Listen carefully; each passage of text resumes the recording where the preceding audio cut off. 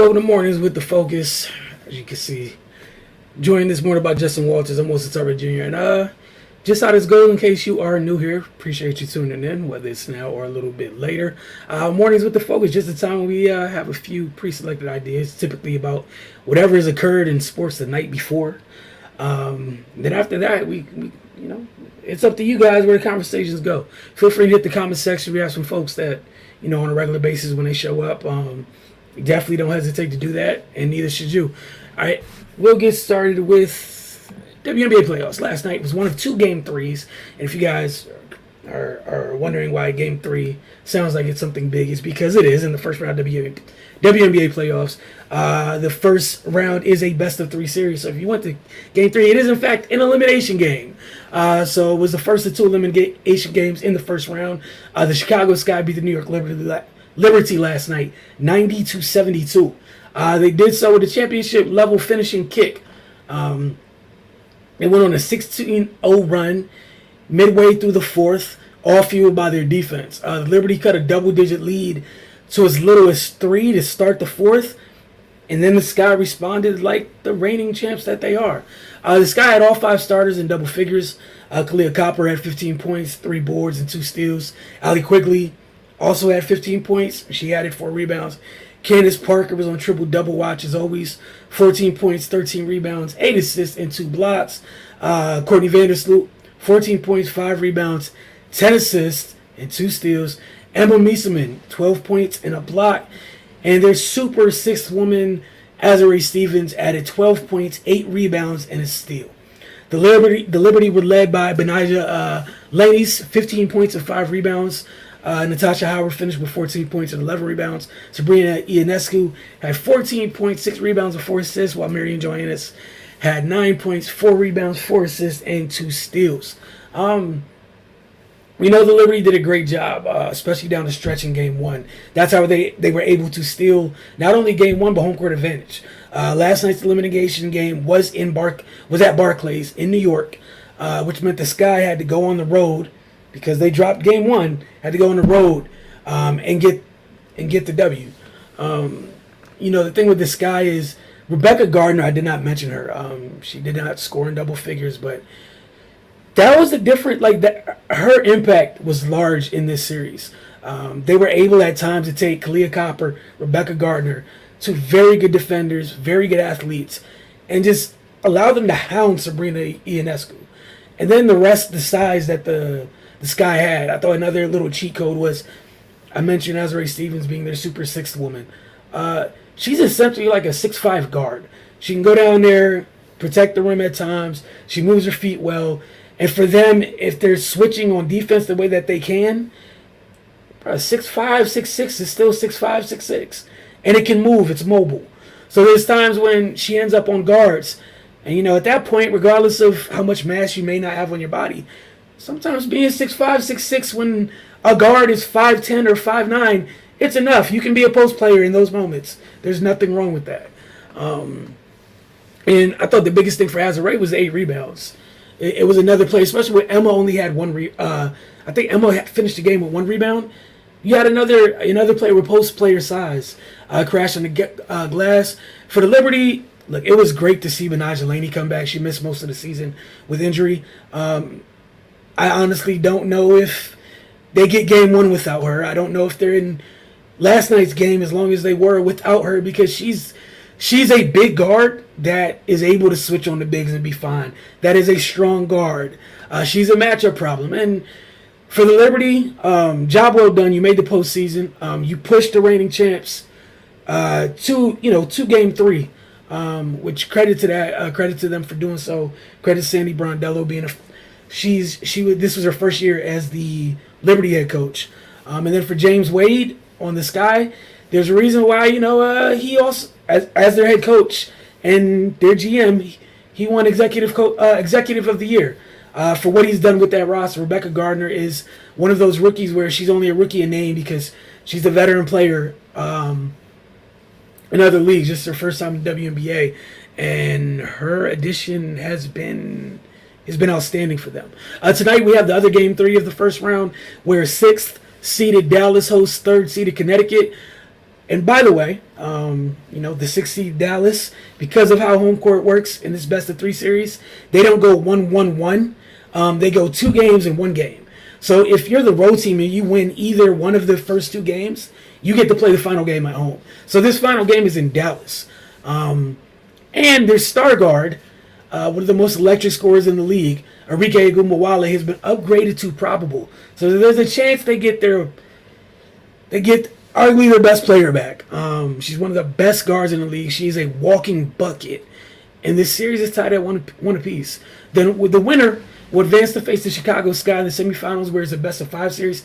I believe tonight's game starts at 9 p.m., just like last night's game did. So there's no preseason football, y'all. There's no excuse. Go tune in, check these games out. And then, we have the semis start this weekend. I know on the others, one of the semifinals is already written in stone. We got the Seattle Storm taking on the Las Vegas Aces. But again, tonight's game starts at 9. Elimination game, first round elimination game between Dallas and Connecticut in the 3-6 matchup. Games being played in Dallas. Look forward to talking to you guys tomorrow to see how everything goes. All right, Justin. So yesterday, some interesting topics. You said there's a couple that you saved for today. So hit me. What you got for today, man? All right. Look, I don't know. Before we start, we can go into. I was reading some articles about some players that could possibly be cut. I'm down. Yep. Let's go. So they're talking about I don't know if he's cut, but Miami trading Gesicki, putting Gesicki on a trading block because he doesn't fit the offense.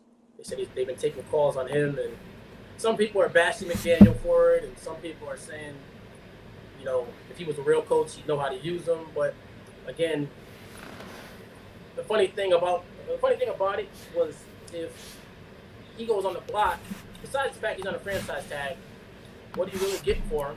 And then the second thing is, someone said pretty interesting was half the league runs that system.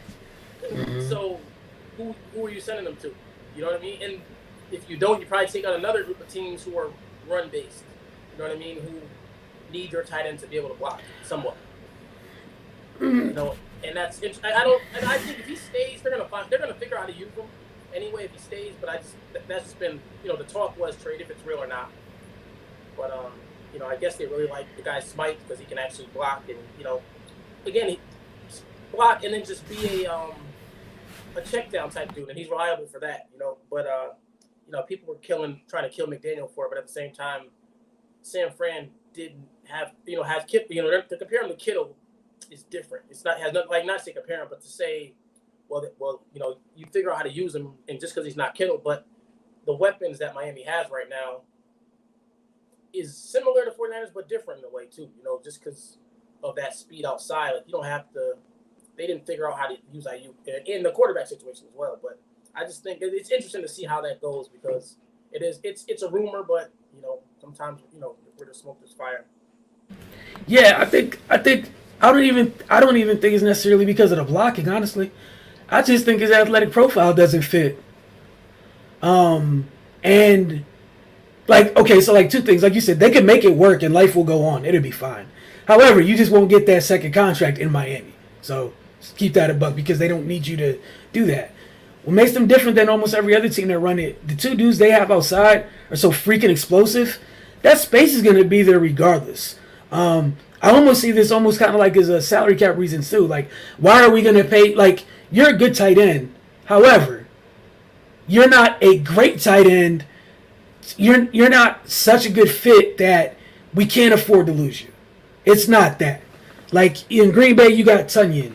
In Cleveland, you got Njoku. Njoku's a specimen. I'm trying to think who else. So you got Green Bay, the Vikings, the Browns. The Vikings have like Irv Smith, right? Who's athletic. I'm trying to think who else is running that stuff. I just think it's the athletic profile, honestly. Right, or even like Higbee, like those guys. Yeah. The stuff those guys are more. A lot of them are built. Even if they're not the ones that aren't great blockers, they're like H-back built. Yeah. But there's the flexibility. Where Gesicki, you're almost having to break your offense because you're throwing them contested balls, you're throwing them seam routes, you're throwing them receiver stuff. And That's what it is. Why would I stop? If we have a system where we go 1, 2, 3, why would I throw a back shoulder? Why would I throw a fade to my tight end when I have a receiver who can create space on either side at any moment? And I mean, people are gonna be surprised how good Cedric Wilson really is. He too. There was times last year where he was Dallas's go-to guy.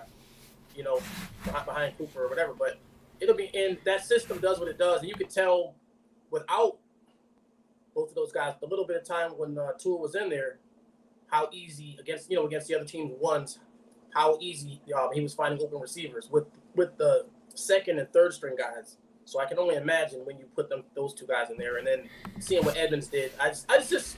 It's not a dumb move. And again, if they could stumble upon an offensive tackle or an offensive lineman to help out, or even they've had some secondary injuries in the cornerback position. So if they could find a backup cornerback to just help out, they won't miss him the way people think. Gesicki sounds good down the seam, but how much down the seam stuff was really being thrown? And he's not really a threat with the play action because it's almost like you're giving away the fact that you're not running the ball when he's in there anyway. So, the other part with the seam stuff is no disrespect to him. You play alongside two of the fastest dudes in the league. It just doesn't matter. You can send them up the seam. It is truly, you know what I'm saying? Like, right. He's in the worst spot for an established tight end for the other teams in that run that because of the speed of those two. If you only had one of those guys, sir, you are important, and we cannot afford to give you away. You have two of them, which makes you extra expendable to a degree. Like, right. They're almost better off getting someone who, again, better athletic profile and essentially just doesn't have a big name. Right. Where like you said, it's just, you're athletic in space on a check down. You can make something happen. Right. Cool. Twitchy. Yeah. They just want somebody twitchy and a willing blocker that's twitchy, and we can figure out the rest. Right. We don't need you. Miami doesn't need a tight end to be George. Right. That's the luxury. They just don't need it. You don't need to be Njoku either, because we've seen with the Browns, that dude's a freak of nature. They somehow find a way to not utilize him correctly, even though they run the same. They want to offshoot of that offense. Meanwhile, you got the Rams where Higbee is a revolving door of tight ends, and we've seen them get down to their third string tight end, and they're effective and impactful. Right. Because of the profile of the guys that they have on their roster. That's a good one. Then again, I'm thinking there's teams where Gesicki could be huge for them. Teams that need a red zone threat, where maybe you need something that has to go up the seam because you're missing stuff. I don't know, but that's interesting, actually. Right. It's probably, like you said, probably more of a team that allows him to stand up. And that's even with Miami last year, they get to the goal line and they throw him a fade, but it's not really a route. It's just, okay, we're hoping we get him on a linebacker and throw a jump ball, because he ended up having, I think his combine was a really good 40 and a really good vertical. And that's the extent of his game. So, again, it sounds weird, but to have the speed, people confuse that speed with athletic ability. They're two different things, or straight line speed. But again, for this offense, it doesn't benefit that way because he's not a true route runner. Certain things. This offense is going to be fine. And he would, with him being on the franchise tag and thinking he's wanting money on the other side, he'd be angry at some point. If he's not now, he's going to be angry because you're option 5, maybe, And then there's going to be times where you're off the field where you want to be on because the guy Durham Smythe actually can block and can catch the ball well enough and, do some of the things that you can't do. So I think it'd be a letdown where he'd be sitting there with 35 catches upset. So, maybe that's just might be best for him, best for the team if they can get something, So another guy with, I heard there's possibility of Leatherwood either being on the block or being cut. And, that's the type of guy, I wouldn't say Miami because obviously the Raiders have Waller, but that's the type of guy that's worth a shot. That's a first-round pick, and there's talent there, and whatever his issue is, whether it's, obviously he's a physical player who maybe the system they've had where he lunges, obviously, but he's a physical player, whether that's moving him inside the guard or playing him at right tackle or working with him for a year. There's too much talent for someone, and too much talent in him and too much of a lack of talent in the league at that position for someone to not go get a chance to take a shot at him. Whether it's the Raiders, whether it's the Steelers, whether it's Miami, who has Austin Jackson starting right now. Like there's a good list of teams that could take him, and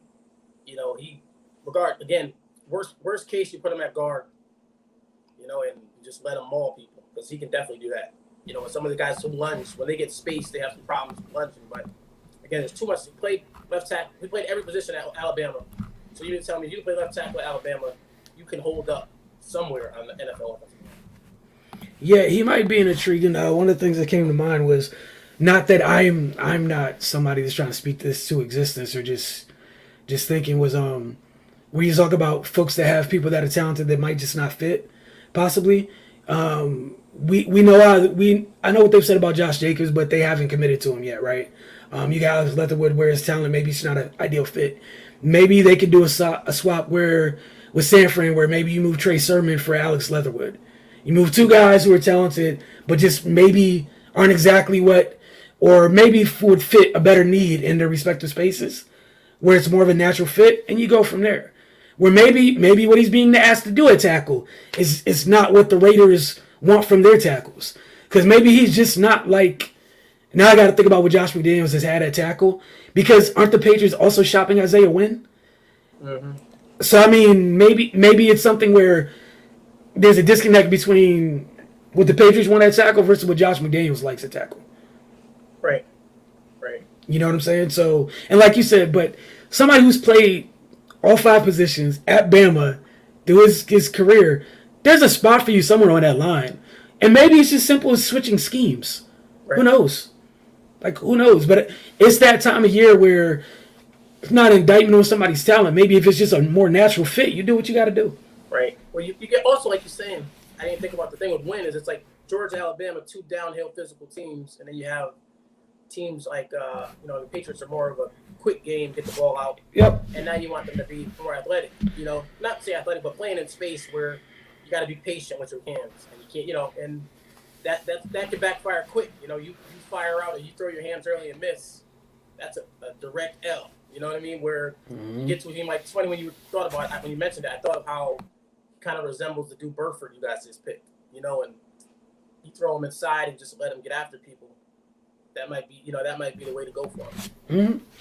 Or just even in a scheme where there's more running involved on a regular basis, because like you said, if in college they were so used to, you find off the ball, put hands on somebody in a run game, it's consistently a part of your game, and then maybe the scheme you've been in so far is the exact opposite. Where, yeah, you can be patient and pass pro sometimes because it's coming on third down or it's coming within the flow of the game versus, we're not running for a quarter. Right. Mm-hmm. For a quarter. So, yeah, that's different.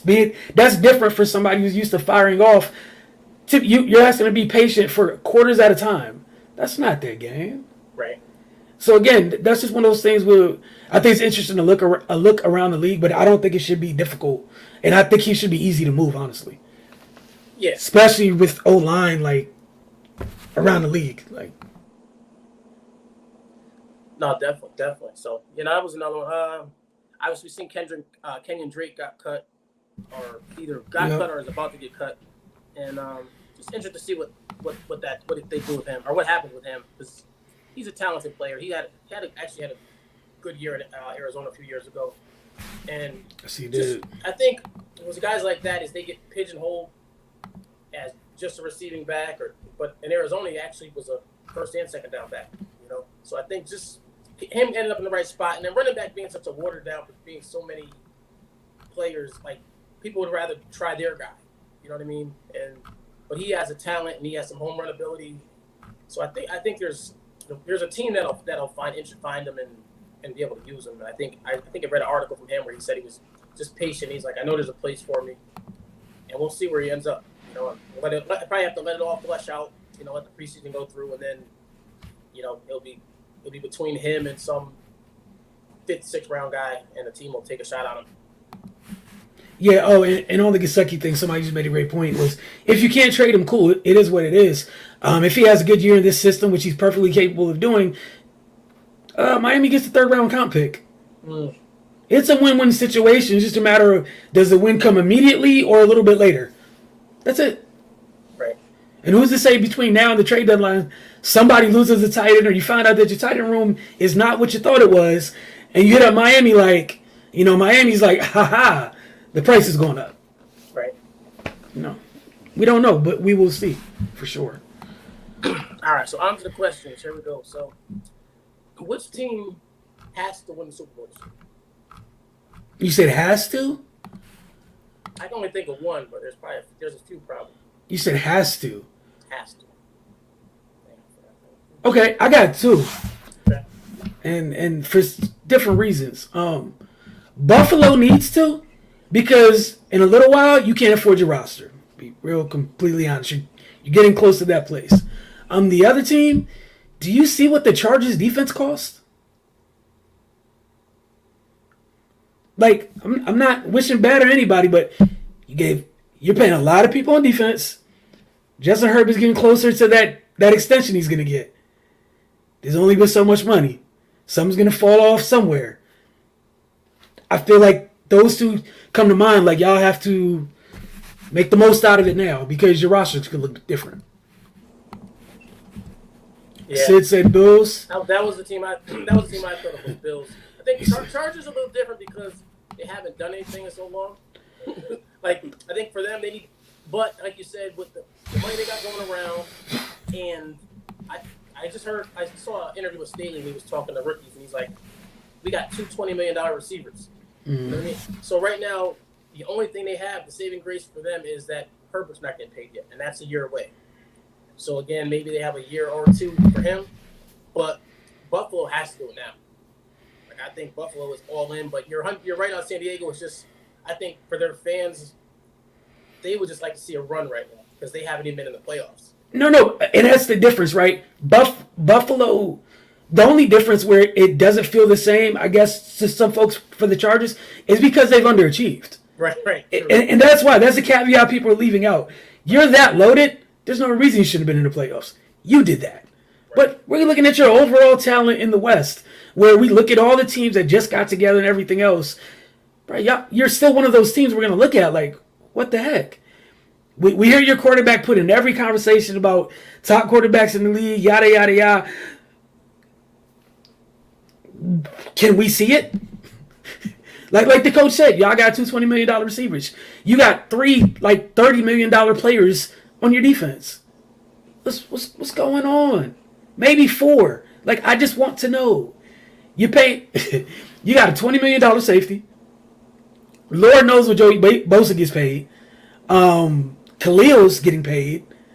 JC just got paid. I was like, you're gonna have to pay Adderley at some point. Like, I'm just Sante Samuel ends up being what people think he's gonna be. Junior, I don't know how. The money for Rayshawn Slater is gonna be crazy. Like, I just want to know. Do you guys believe in the Chargers head coach? I do. However, I feel some type of way about some of these young coaches that inherit ready to go teams. I don't have as much patience for them. I would say that. If you inherit an ish show where you just have to, you got to blow it up and start over, I got time for you all day. But when you inherit if you pull a Steve Kerr or a Becky Hammond where you walk in and stuff's you got to make a couple tweaks. And if you're a good coach, it shouldn't take that long. Mr. Staley, what's up, man? Like you said, you got two $20 million receivers. Why that offense broken when you need it at times? Yeah, no, I'm. That's a good question, to be honest with you. Like, at first, I was quick to say yes, but I don't know. Because again, I think being a defensive coach is tough with the pros anyway, because there's a side of the ball where you really don't know what's going on, and that's where the game is run through. That's how you win and lose games. And defensively, you can impact the game only so much. Even what he did with the Rams, there were games where they struggled, and and again, having the players he had, and being able to make the system fit a certain way. Like, and then coming here is like you said, it's the same as the Warriors situation. Like, you have a ready to go team. Like, no one, them and him, Chargers and Denver are two teams with new coaches who you can look really good when even the Raiders, Raiders made run last year, but you can come in and you can look like a savior on a team that you didn't do much to. You went and they spent some money and signed J.C. Jackson. They went and got Khalil Mack, but you underachieved last year. Like, there's no reason that Raiders should have made the playoffs over you last year. And again, that's just that one game, but there's games throughout the season they lost because, the young guys, the problem with a lot of these young guys is they you always use the word galaxy brain.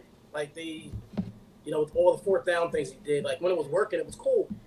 But when you give your other team the ball at the 17-yard line because you want to go for a 4th and 2, it's not as cool no more. It's not as fun. And like now people hate you. So I think he has to find himself. You're trying to find that thing of, okay, I'm a defensive coach, which makes even less sense. Trust my defense, punt the ball, play defense. So, maybe this year that defense gets going and it's tough because you have a quarterback that can do things too. So I think he's in a weird spot, but they have so much talent. And I don't know. I just, sometimes being a defensive coordinator is different. It is to being an offensive coach, a head coach.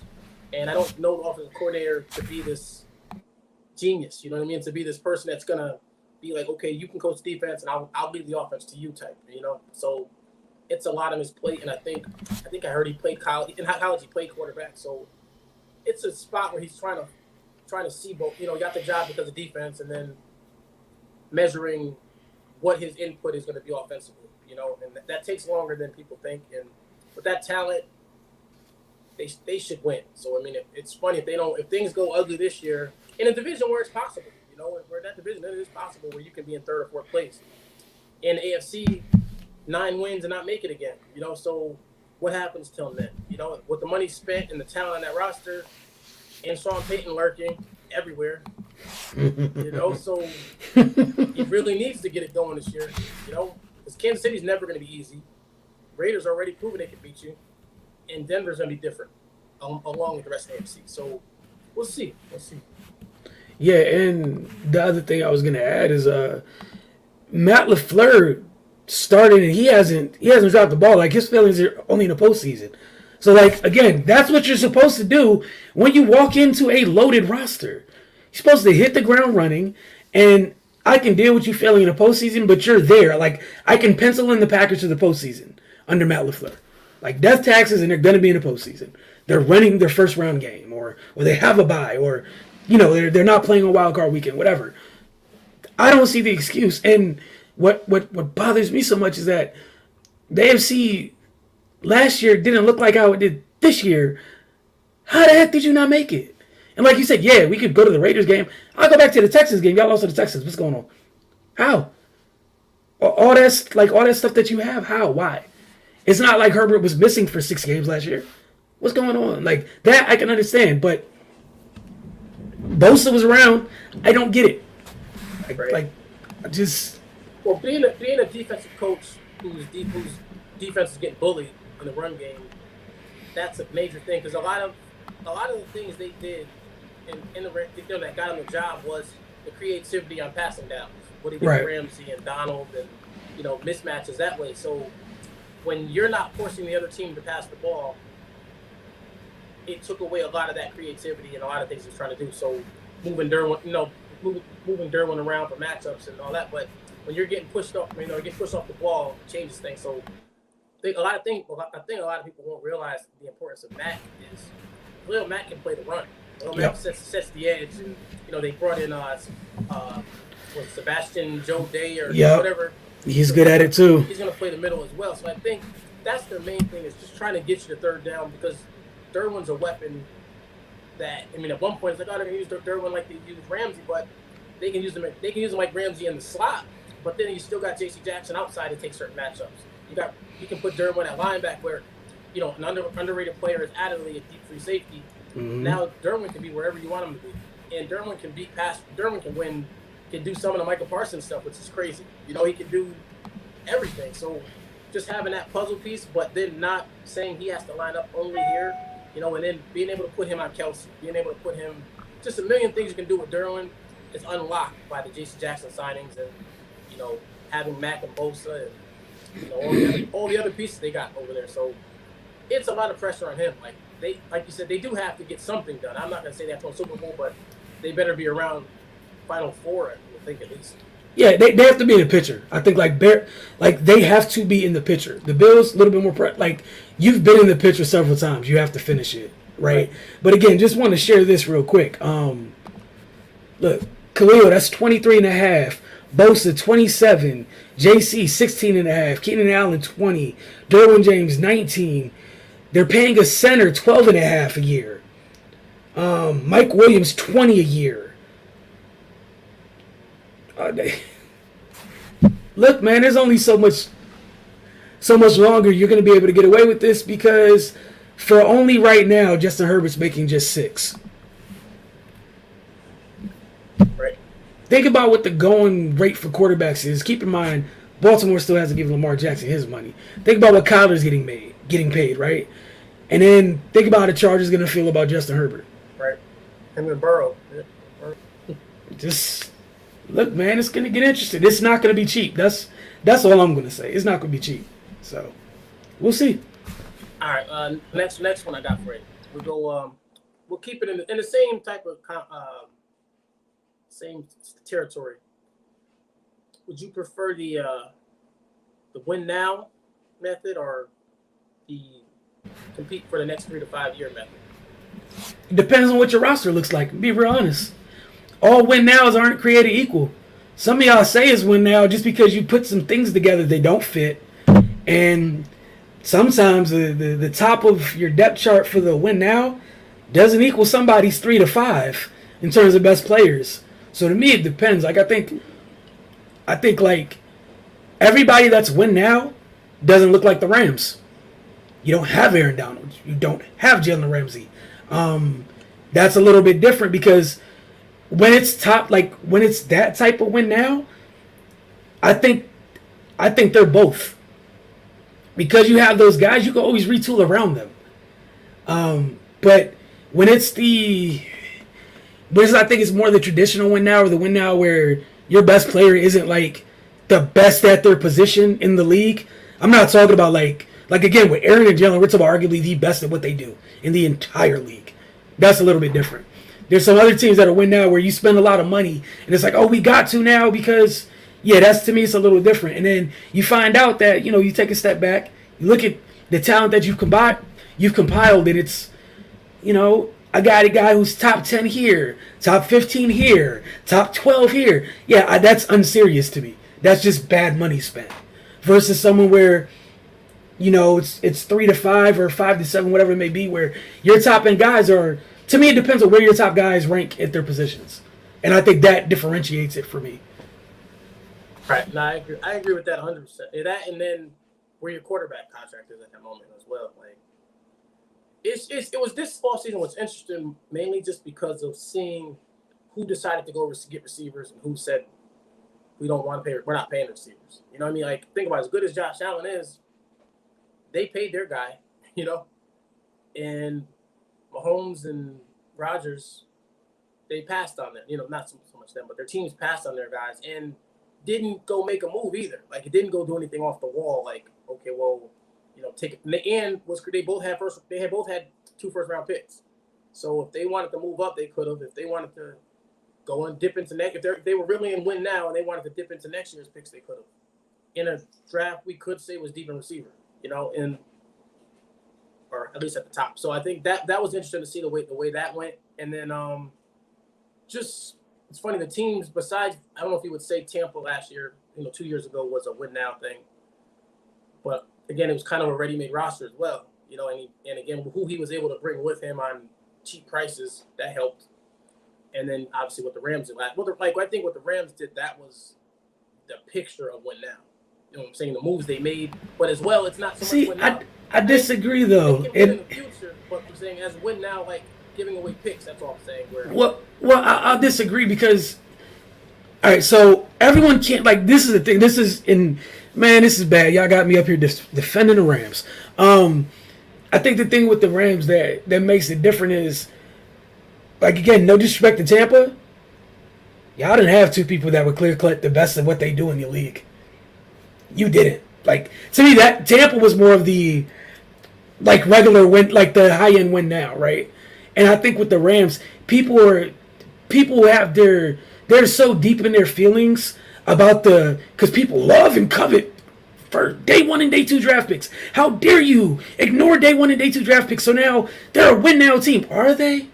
Or are they a team that understands I will happily forego my first and second round picks for well-known commodities while we draft so well outside of those rounds. And meanwhile, they draft well outside of those rounds in front of our faces, and a lot of people are just like, but they don't care about picks. No, they care. But again, I think it's just smart money. If you're gonna, it's like reverse Moneyball. If I'm gonna go into the draft is a crapshoot, right? Why roll the dice if I don't have to? I could take the two things that have great value and go get me something I know exactly what it is. I have X amount of years. There's nothing that can surprise me. Oh, a bad franchise is fumbling away a generational player. Take all my picks. Take all my day 1 and day 2 picks. I'm gonna make it back later because I have them. If they're really that good, I don't even have. Like, I'm drafting for 2s and 3s now. And 2s and 3s of 2s and 3s are a depth chart. They're always around on day 2 and day 3. It's you get in trouble when you're when you mess up day 1 and day 2 and you're in day 3 looking for day 1 guys. But if you never have to look for day 1 guys on day 3, I think that's great math, honestly. It's a game. It's a risky game. I think that could break. Like, it's funny for a team who went the route they went. There was a lot of chances of them not being in Super Bowl action. Like, Oh, for sure. So when we draw, like, there's a way you could feel like Tampa dominated their way to the Super Yep. Bowl. Whereas with them, I'm not the what's it?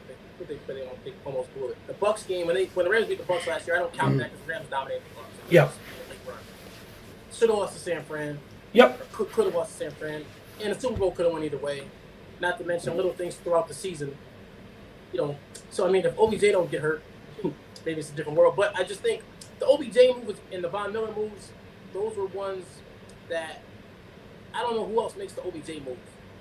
Actually, Green Bay wanted to make it. But I'm just saying, I think that was a one-year move. But at the same time, I think with them, it's just you're so dependent on these three players that most teams don't go that route. Which I respect it. But However, that can blow up. It can. But the reason that it's sustainable, you're dependent on 2 or 3 players who are the best at their position. Not okay. Not, oh, well, one day they could. No. Like if you're going to do it, you have to go big. And they went big. Their main guys are, at worst, top 3 at their position. We're talking about at worst. Everyone cannot say that. There are teams trying to do that where the best guy is top 15 at their position. Right. All of that ain't equal. And that's the... again, at first I was like, man, what the hell are they doing? I don't get it.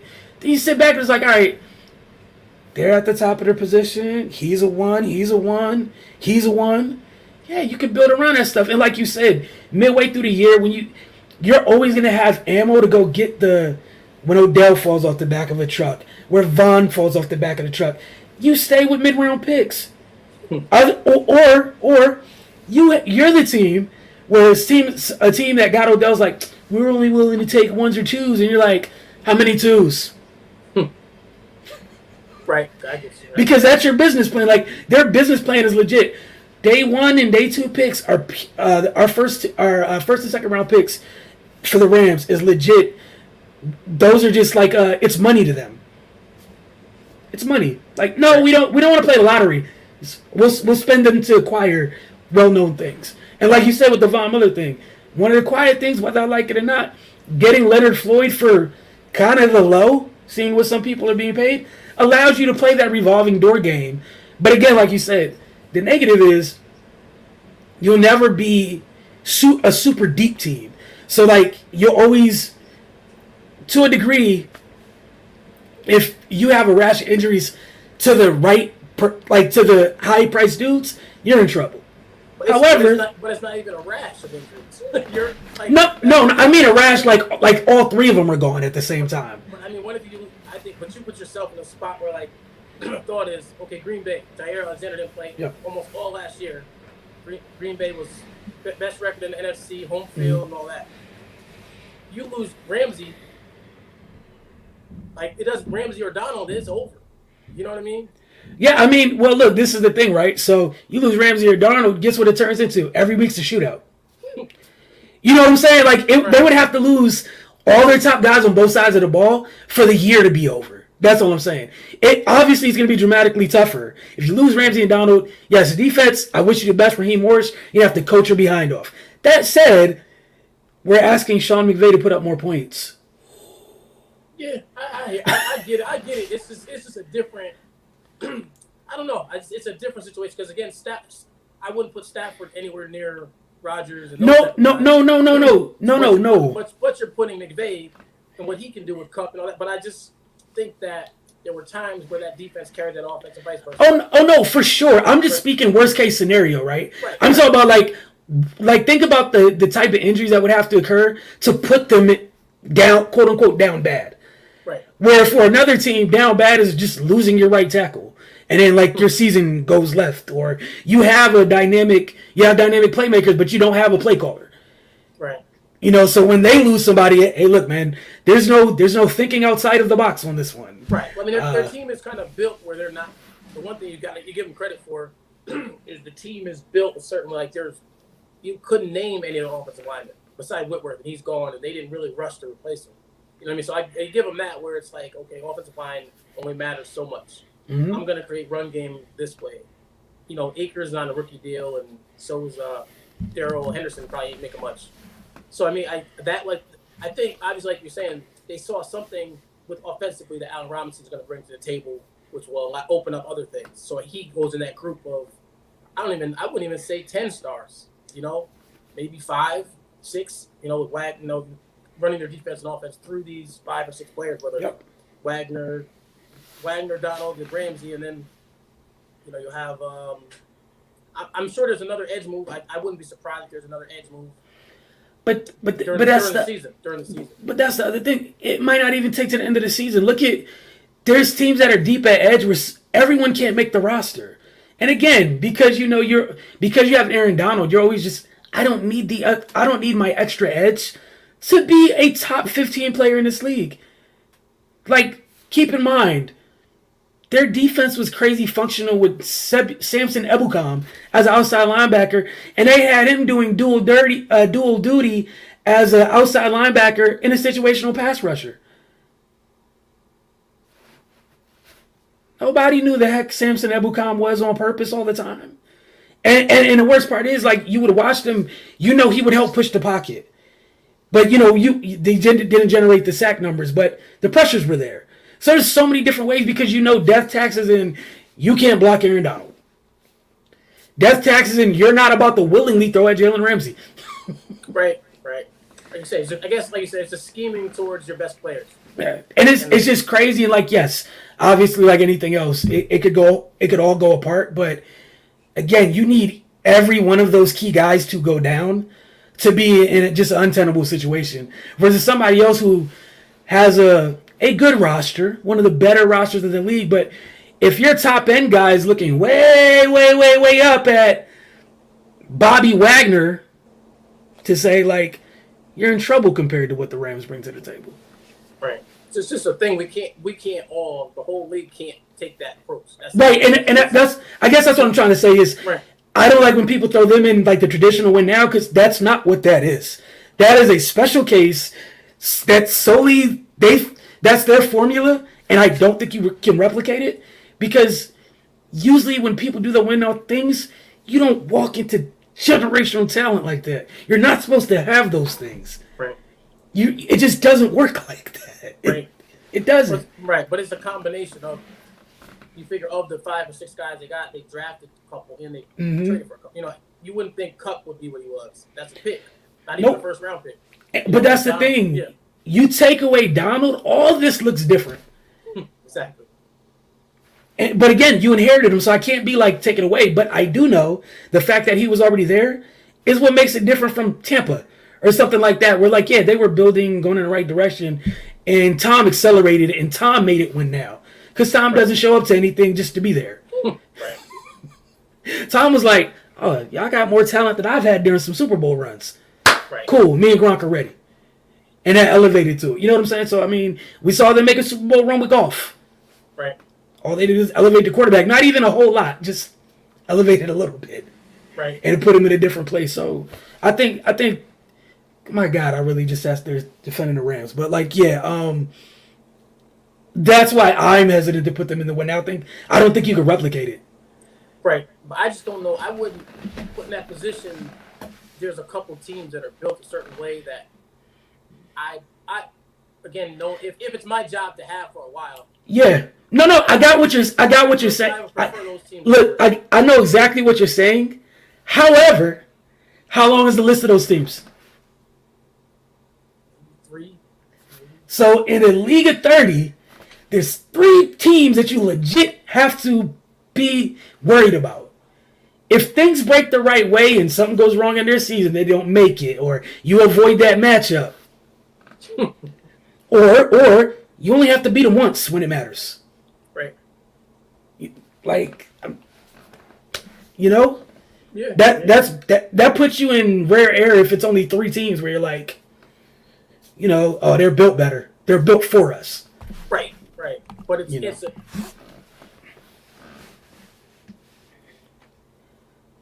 yeah, I mean, but and that's the thing though. Like, and that's literally what we're discussing. Is I haven't felt like the Rams have wasted anybody's time. Like, I think they've maxed. Like, I'll give them credit for maximizing. Like, once you get generational talent, you better act like that. Right. You better act like that. Once you, like you talked about, you drafted Aaron, you drafted Cooper, but yes, you need to act accordingly.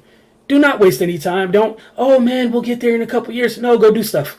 Go do stuff immediately. But again, it's the teams that, again, being a fan of a team who thinks they're there all the time. Yeah. You make a move for a guy who you think's putting you over the top, but when your current roster doesn't have those game changers, like again, system changers, like not even just game changers. These are who has like as much as certain players may you know. You look at I'll just say Dallas because I watched Dallas. Michael Parsons and Trayvon Diggs. Like, Trayvon Diggs isn't doing Rams stuff. So when you say, hey, we're going to do this and we can just add pieces around it, you need more from the other people as opposed to, they're just, like I said, that's the perfect storm. No, literally. Defensively, it's the perfect storm. And offensively, I think you could throw different talent. There's more talented players, but it's the combination of the talent with McVay. And that's the thing. So, again, like we were talking about with them adding that extra pass rusher, think about how they look at it on offense. You have that scheme, which is already people copycat it, but you got one of the dudes that is legit, like, that's their scheme, right? You get somebody like Kupp, you can use in so many different ways. Now, all you have to do is scour the league for when some dumb franchise gives up a good wide receiver. They're going to do that every year. Like, some franchise is going to do something dumb and let somebody good, you know, who wasn't good here for the sake of, oh, we'll get a draft pick. And then you'll waste that person too, because that's just what you do. However, if you're the Rams, that's not your business. All you know is, damn, Allen Robinson out there? Yeah, I'll take one of those. Damn, Odell out there? I'll take one of those too. And then you get to go have fun. Meanwhile, you look at some of the places these dudes fall off the back of the truck from, and it's like, what were they doing? Why? Why didn't you just add to that? That was a really good wide receiving core. What is wrong with you people? So, I mean, I think take that commitment from that front office as well, like you said, right? Because Sid talking about Pittsburgh, I don't see Pittsburgh as a team. Well, then I can't even say that because they traded the 2-1s for Minka. You know what I mean? So I think they prioritize. So, like, again, that's another team where I think they're low key more win now than people give them credit for. I think the win now thing is, I think sometimes people confuse desperation with win now. Pittsburgh is a win now team, but they never or rarely operate as if they're desperate. Right. That's what it is. They just won't. they don't feel like, well, also, because the stuff they sell their soul for is on defense. Mm-hmm. It's not offense. So people are like, oh, it's not win now because people only care about offense. So they Pittsburgh was like, yo, that's Minka Fitzpatrick. Let me count the ways we can get him and change our defense. If we get one of those, we don't have to spend much here, here, here, and here. And they paid up immediately, asked no questions. They're probably going to happily pay him again. As soon as he got there, they got return on their investment immediately. Right. And everybody was looking at the team he came from like, what the heck were you guys doing? That soon as he got to Pittsburgh, didn't even know the playbook. It was like, oh yeah, by the way, I'm this good. This is the guy y'all saw in college. Like right. Immediately. So yeah. And then we've also seen this team where, the quarterback they had, like he was just at the end of his road. We've seen this team take Mason Rudolph to the playoffs. They're another team that doesn't need a top 15 guy at quarterback. They're cool with like a top 20-ish guy. Like they're cool. Run the ball, execute my offense, and our defense is amazing. But they just don't act in desperation. But there's a bunch of teams around the league that we see act in desperation all the time. Right. All the time. And I think that's why some people are like, oh, it's win now because you just start doing it's a flurry of stupidity. So it's win now. No, it's just stupidity. Right. It's just bad. It's just a collection of bad choices. That's right. all in a certain sequence. And now it's win now. No. Tampa wasn't win now until Tom got there. That's win now to me. What's the code? New Orleans, the stuff New Orleans doing. Yes. Like New Orleans is a quarterback away from. Yes. That's it. That's all they're away from. And I'm not even mad at them because you lost what you lost in Drew Brees, and even last year you were heading in the right direction with Jameis, and I don't think Jameis is a top 10, top 15 guy. He's a top 20 guy, but you were 5-2 or something like that with a top 20 guy because your defense is loaded. Right. So I mean, I don't know, man. I think a lot of times people do the win now thing. They only look at offense. Right. Well, I think when the win now thing gets brought out or gets brought to light is when you can't pay somebody you want to pay. Yep, that too. That's where when the Saints have to let Marcus Williams go, that tells you, what I'm saying, with all the moves they made and, some of them that didn't hit the way they should have. Now, when you're letting one of the guys who's one of the keys to your defense walk, I think that's when you're saying, oh, some of this win now stuff gets dangerous. And the Rams haven't hit that yet. You know what I mean? We haven't seen them let anyone leave that they didn't want to leave. Honestly, the way that they go about their business, I don't think it's going to happen. Like, they won't have any big issues until those guys retire. I'm going to be real honest. Right. Like, when Aaron calls it a day, all right, look, there's conversations that have to be had. It's time to discuss this. But as long as Aaron's there, because I think it starts and ends there for them. Because, like, Aaron's the piece that allowed everything else to happen. Because, like, even, no disrespect to Cooper Kupp, if you replace Cooper Kupp with another top 20-ish, two top 20 wide receivers, right? McVay's going to get that offense humming. Like, life's going to be fine. Like, obviously, Cooper's one of the best receivers in the league, but I feel like losing Aaron is way different. Would hurt so much more. Well, he's one of one. Yeah. So, I mean, again, so it depends on who's there, and everybody's top guys aren't equal. It's really, like you say, it's really him and it's Donald and Rams. Again, offensively, I think he could do that with. We didn't know Kupp was better than Robert Woods until now. Until last year. Like, that's what I'm saying. It doesn't. And again, no disrespect to Cooper Kupp. I'm just saying, like, I can look around and let's be honest, okay? Again, so no disrespect to Cooper Kupp. Just saying, if you take Cooper Kupp off the table, say Sean McVay had Washington skill position players. Is that a bad offense with him? No, it's not. Not at all. It's probably scary. Cool. So he's not just like his buddy in the Bay. They're never worried about their offense because they can find ways to do things. Right. But it's kind of eerily, it's eerily similar how they both are like, if we're gonna spend money on stuff, it's on defense. That's the stuff I will happily sell out for. And they've both operated like that. Both of them have. Because you don't control it. You don't control it, and you have to completely trust. So, like, Raheem Morris and D'Amico are just over there like, okay.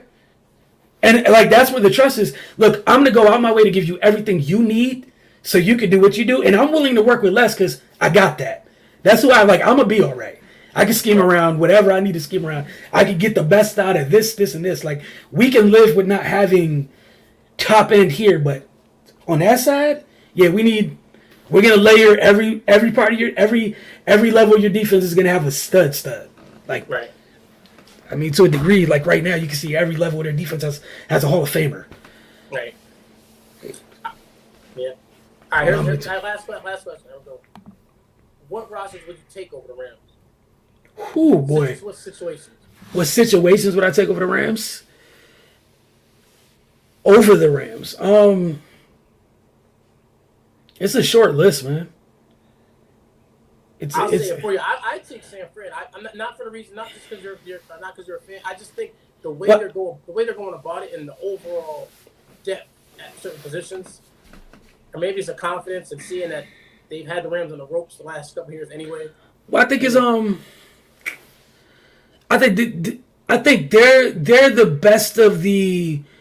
We don't have, if you don't have one of those like okay, if you don't have 4 of those, I'm the best at my position type dudes. I can't even say that. Hold on, I can't say that. Yeah, I can't even say that with a straight face. That's just a well built roster. It is what it is. That's top to bottom. That's just a well built roster because there's several guys on that team where, again, you're in the Ram situation where you're top 3 at your position, and that's just what it is. I would take. Oh my goodness. I was gonna name them last. I was thinking of 2 others. I'm not gonna lie, like Devontae leaving messes up my answer. Like, I'm not gonna lie. Yeah. Be real honest. Devontae leaving, because I was gonna say Green Bay without hesitation. You asked me this last year, I'd be like, Green Bay's definitely right there. I like Kansas City, regardless of Tyreek being gone. I like Kansas City. I truly do. You know, you and I have talked about what they added defensively with the 2 safeties and just how they pivoted a little bit. I like Kansas City. I also feel like because it's one of those places that got one of those quarterbacks, they'll be fine. I guess either Buffalo or Green Bay. Yeah, but I think Buffalo's in a, like we just were saying, Buffalo's.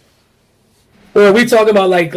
No, you're like just in a year, just in a year, right? Not no, like. I'm just saying, like, for the next, because I mean, like I said, when you say San Fran, it's more just the way they're set up to never just keep. Okay, so matter of fact, I'm gonna keep Green Bay in it.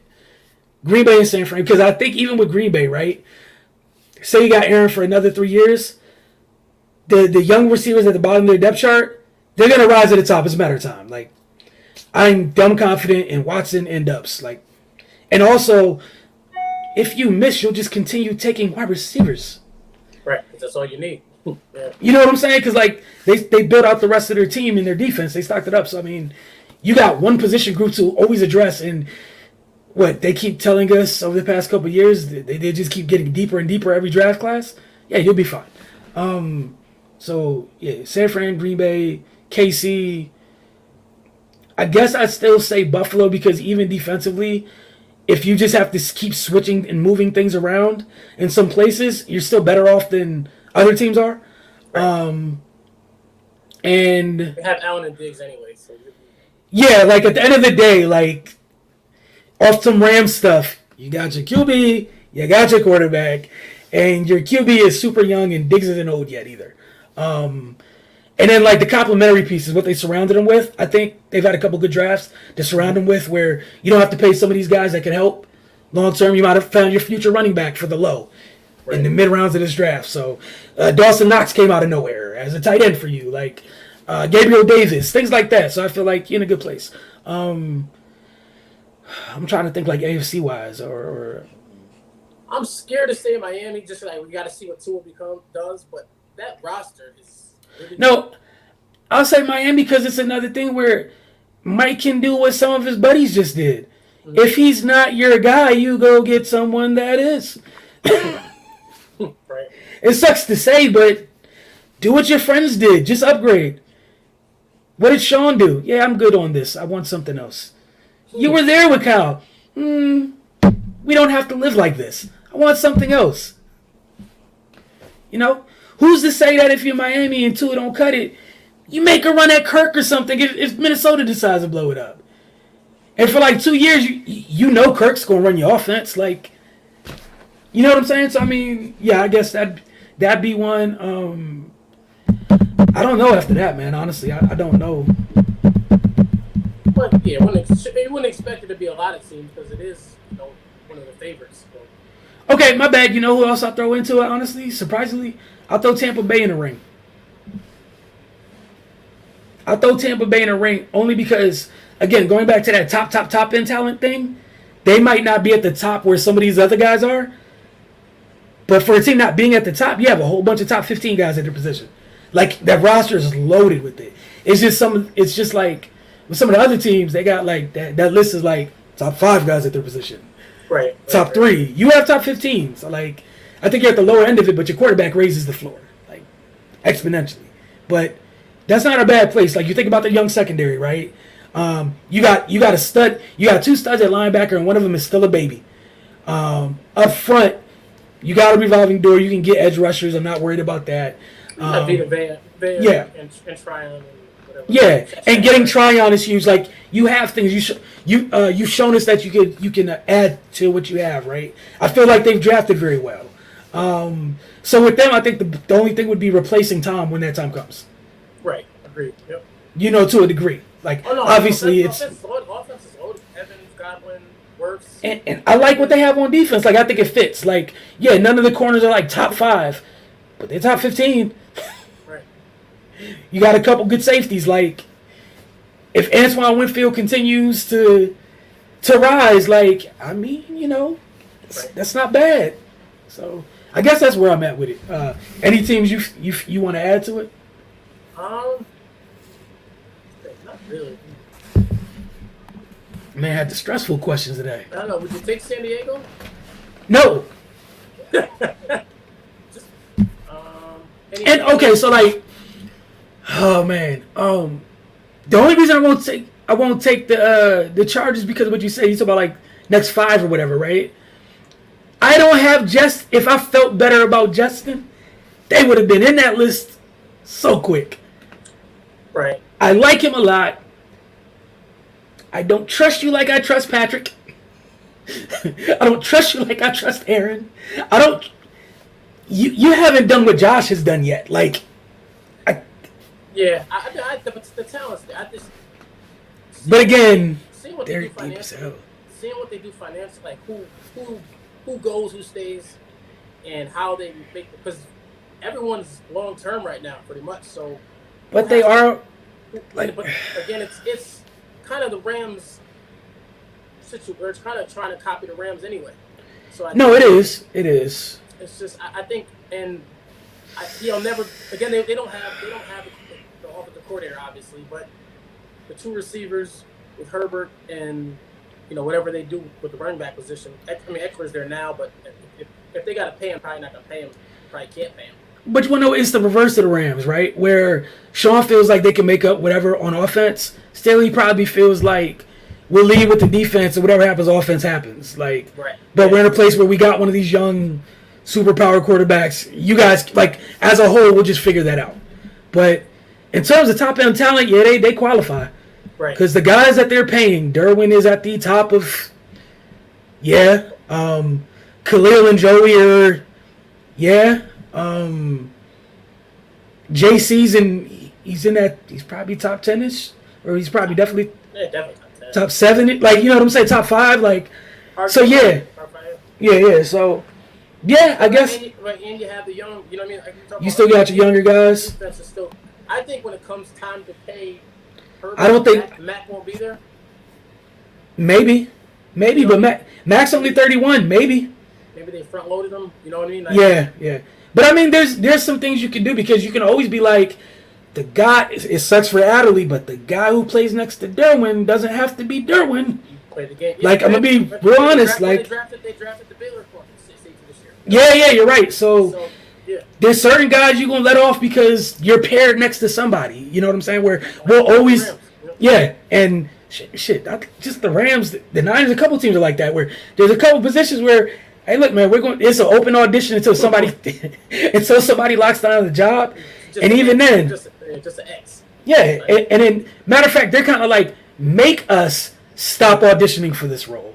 Mm-hmm. If you come in and like take it, then we'll skip somewhere else. But, Right.